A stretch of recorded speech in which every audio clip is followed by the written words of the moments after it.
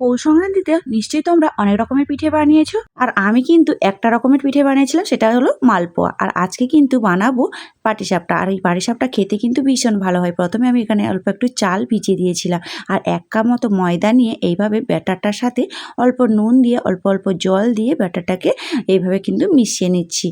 তোমরা চাইলেও হাত দিয়ে মিশাতে পারো। আগেকার দিনে তো হাত দিয়ে মিশতো, এখন তো এইরকমই মানে হ্যান্ড বিটার বেরিয়েছে। তো যাই হোক, ভালোভাবে মেশানো হয়ে গেছে, এইভাবে ঘনত্বে রেখেছি। এবার তাওয়ার মধ্যে আমি দিলাম তেল। আগেকার দিনে মা ঠাকুমারা দেখেছি এই পিঠে হওয়া মানেই কলার বাগানে যেত, আর কলার বাগানে গিয়ে কলা গাছের যে দাঁড় থাকে ওই দাঁড়গুলো কেটে ওটা ব্রাশ বানাতো, কিন্তু আমার কাছে তো ওটা নেই।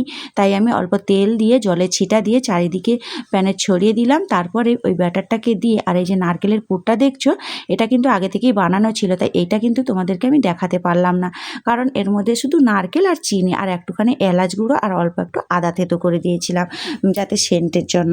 ব্যাস এইভাবে পুরটা বানিয়ে রেখেছিলাম। এখন প্রত্যেকটা পিঠে কিন্তু সেমভাবে বানিয়ে নিচ্ছি, আর এই পিঠে খেতে খুব ভালো হয়।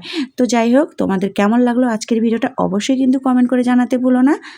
দেখা হচ্ছে খুব শিগগিরই নতুন একটা ভিডিওতে।